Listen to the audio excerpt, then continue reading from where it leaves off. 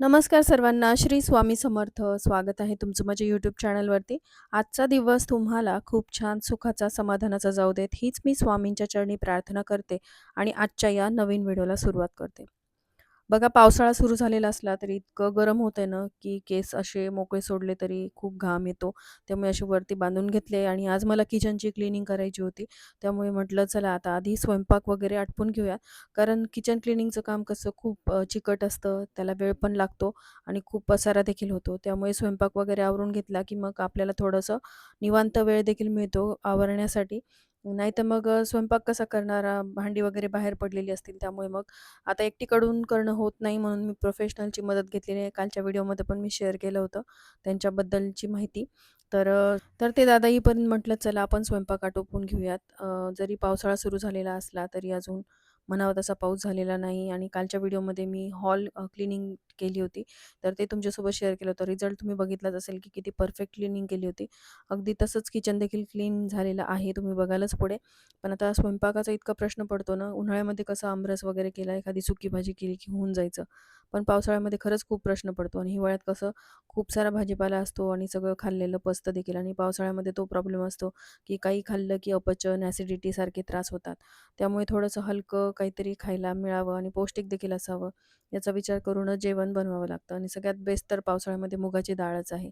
आज भाजीला काहीच नव्हतं म्हणून म्हटलं चला आता काय करूयात, तर दाल तडका मी बनवणार होते. त्यामध्ये भरपूर अशा मिरच्या लागतात, म्हणून मिरच्या निसायला घेतल्या. खरं तर यांनी वेळेवर आणून दिलं नाही तर मग माझा बराचसा वेळ यामध्ये गेला. आधी जर पूर्वतयारी असेल ना, तर आपली भाजी पटकन होते.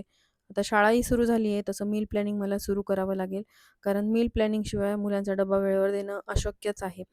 तर इथे मिरच्या आणि कोथिंबीर वगैरे मी निसून घेत होते आणि माझी कुकरला डाळ पण शिजली होती, कारण मुगाचं दाल तडका मी बनवणार होते. भात लावून घेतला. आता मुलांना काय द्यावं म्हटलं, तर दाल तडका सगळ्यांना आवडतो तसा वरण आमच्याकडे. भात रोजच असतो, पण दाल तडका जेव्हा मी करते ना, तेव्हा थोडासा तो मसालेदार असतो. म्हणजे थोडासा यामध्ये मसाला ॲड होतो. त्यामुळे असा आमटीसारखा हा दाल तडका लागतो. दाल तडका बनवण्याची प्रत्येकाची पद्धत वेगवेगळी असू शकते, पण मी ज्या प्रकारे बनवते ना, तसा एकदा तुम्ही नक्की बनवून बघा. खूप आवडेल. कारण प्रत्येकाच्या हाताची चव वेगळी, प्रत्येकाची बनवण्याची पद्धत वेगळी आणि असा जर दाल तडका तुम्ही खाल्ला नसेल, तर ते देखील मला कमेंट सेक्शनमध्ये नक्की सांगा. तर खूप सारं लसूण घ्यायचा, कारण लसूण यामध्ये महत्त्वाचा रोल प्ले करतो आणि मिरच्या देखील लागतात, हिरव्या मिरच्या.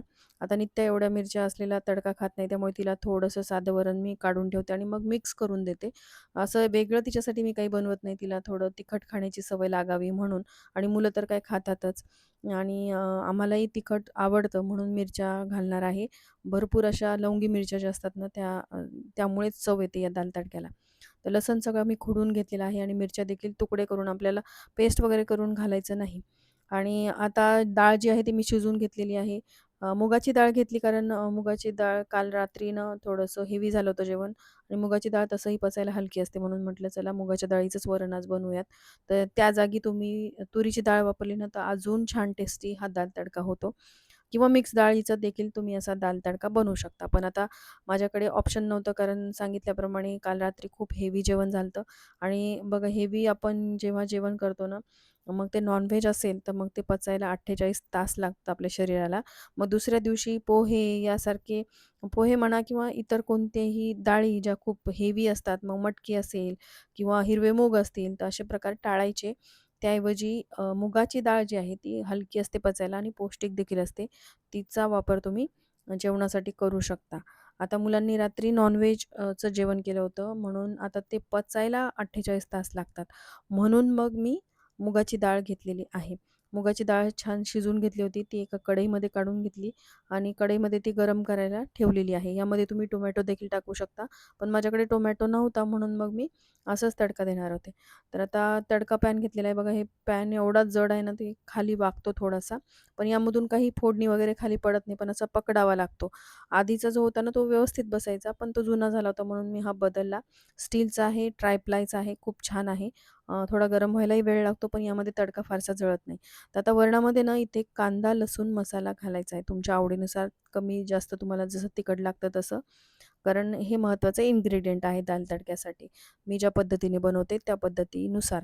आता या जागी तुम्ही घरगुती तुमचा मसाला असेल तर तो घातला तरीसुद्धा चालतो किंवा गरम मसाला किंवा सांबार मसाला घातला तरी चालतो. पण कांदा लसूण मसाल्यामुळे कसं याला खूप छान चव येते. तेल गरम झालं होतं त्यामध्ये मोहरी घातली, जिरे घातले. तेलाच्या जागी तुम्ही तुपाचा देखील तडका देऊ शकता. आता आमच्याकडे कसं वरून तूप घेतात म्हणून मी तेलाचाच तडका देणार आहे. यामध्ये खुडून घातलेला भरपूर असा लसूण घालायचा कारण लसूण यामध्ये खूप जास्त लागतो.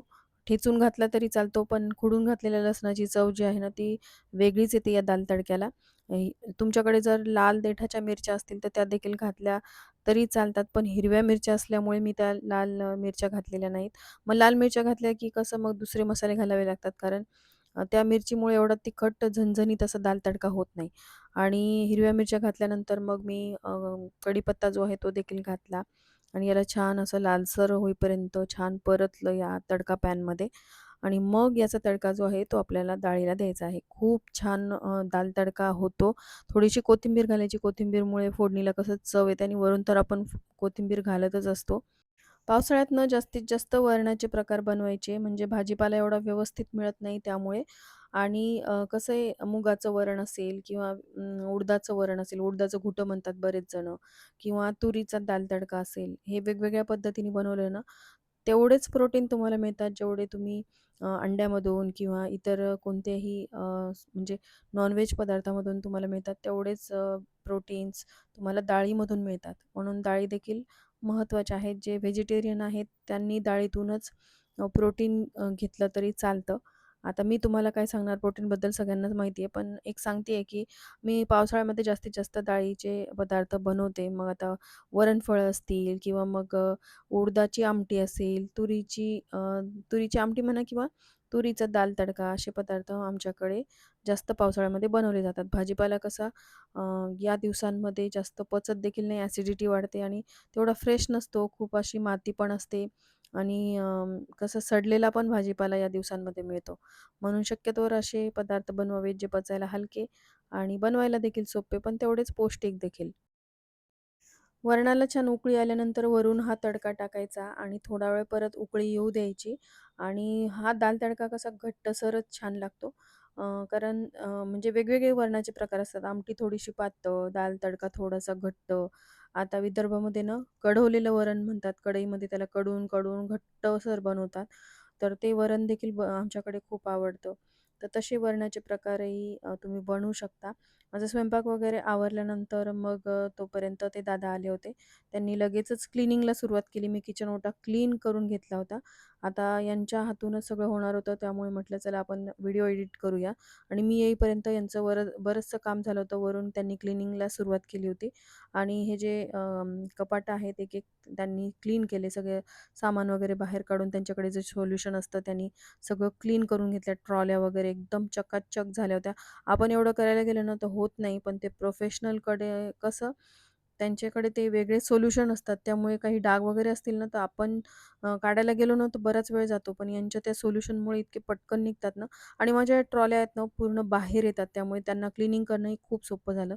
त्यांचा पूर्ण दिवस गेला कारण एकट्यांनीच पूर्ण क्लीनिंग केली आणि त्यांच्यासोबत मदतीला मुलं येतात. पण यावेळेस ते काही आले नाही. त्यांनी एकट्यानेच केलं आणि तुम्ही बघू शकता किचन माझं किती लख्ख चमकत आहे. अगदी फरशी देखील अशी चकचकीत वाटत होती. नाहीतर असा हात लावला तरी थोडंसं चिकट-चिकट वाटायचं. कारण किती नाही म्हटलं चिमणी जरी असली तुमच्या घरामध्ये तरी फरशा म्हणजे आहेत ना, त्या किचनच्या किती वरच्या नाही म्हटलं तरी चिकट होतात. वाफेमुळे देखील त्या चिकट होतात आणि रोज कसं आपण किचन ओटा क्लीन करत असताना आजूबाजूची फरशी क्लीन करतो. पण सगळी पूर्ण इथून-तिथून फरशी क्लीन करणं रोजच्या रोज पॉसिबल नाही. कधीतरी डीप क्लीनिंग आपण केली तेव्हा त्या फरशा पुसल्या जातात. तर तसंच हे डीप क्लीनिंग झालेलं आहे. उन्हाळ्यामध्ये घर खूप घाण झालं होतं, पण पावसाळा सुरू होण्याआधी सगळ्या घराची डीप क्लीनिंग मी करून घेत आहे. काल हॉल झाला, आज पूर्ण किचन झालं. किचनला पूर्ण दिवस लागला त्यांना. काल तरी हॉल आणि समोरचा म्हणजे किचनच्या समोरचा पोर्च आणि ती एक देवघराच्या तिथली बेडरूम जी आहे, जी गेस्ट रूम आहे, ती क्लीन करून घेतली. तर असो माझं किचन वगैरे क्लीन झालेलं आहे आणि आता किचनमध्ये असे कोणते रोपं ठेवावेत, तसं तर तुम्ही कोणतीही रोपं ठेवू शकता. पण जी शुभ रोपं आहेत, ती जर ठेवली तर त्याचे आपल्याला जास्त फायदे होतात. तर सगळ्यात पहिलं जे रोप जे प्रत्येक किचनमध्ये तुम्हाला आढळून येईल बऱ्यापैकी म्हणजे बऱ्याच जणींच्या किचनमध्ये हे रोप असतं ते म्हणजे मनी प्लांटचं. मनी प्लांटचं रोप जे आहे ते किचनमध्ये ठेवणं खूप शुभ मानलं जातं. स्वयंपाकघरामध्ये दक्षिण-पूर्व दिशेला हा मनी प्लांट ठेवावा. यामुळे आर्थिक समृद्धी वाढते, घरामध्ये सकारात्मकता येते. एवढं महत्त्व मनी प्लांटला आहे. त्यामुळे बहुतांश जणींच्या किचनमध्ये मनी प्लांट दिसतं. कारण मनी प्लांटचं रोप जे आहे ते पाण्यामध्ये सुद्धा ग्रो होतं. याला फारशी देखभालीची गरज नसते. कमी पाण्यातही ते छान ग्रो होतं आणि जसं-जसं ते वाढत जातं तशी-तशी आपल्या घरामध्ये आर्थिक सुबत्ता जी आहे ती वाढते असं म्हणतात. म्हणून मनी प्लांट जे आहे ते तुम्ही स्वयंपाकघरामध्ये आवर्जून ठेवावं. मनी प्लांटच्या नंतर दुसरं महत्त्वाचं रोप जे आपल्या किचनमध्ये असावं, ते म्हणजे कोरफड. कोरफड जे आहे ते औषधी गुणधर्म असलेलं रोप आहे. त्यामुळे आपल्या किचनमध्ये हे रोप ठेवल्याने घरामध्ये सुबत्ता येते. घरातील व्यक्तींचं आरोग्य सुधारतं अशी मान्यता आहे. वास्तुशास्त्रानुसार कोरफड जी आहे ते तुमच्या स्वयंपाकघरामध्ये दक्षिण-पूर्व दिशेला किंवा ईशान्य कोपऱ्यामध्ये ठेवू शकता. कोरफड जी आहे ती तुम्हाला माहिती आहे की औषधी गुणधर्मांनी युक्त असल्यामुळे तिचं महत्त्व वेगळं सांगायला नको. तर मी हे कोरफडीचं रोप लावलं होतं ते खूप वाढलेलं आहे. आता ह्या कोरफडीला मला दुसऱ्या कुंडीमध्ये शिफ्ट करावं लागेल, कारण यामध्ये मावतच नाहीये. तर ही 2 रोपं या व्यतिरिक्त तिसरं महत्त्वाचं रोप जे आपल्या स्वयंपाकघरामध्ये आपण ठेवू शकतो, ते ते देखील खूप महत्त्वाचं आहे. तसं तर बरीचशी रोपं आहेत जी स्वयंपाकघरामध्ये ठेवावीत, पण वास्तुशास्त्रानुसार जी शुभ रोपं मानली जातात, तीच 3 शुभ रोपं आपल्या स्वयंपाकघरामध्ये असावीत.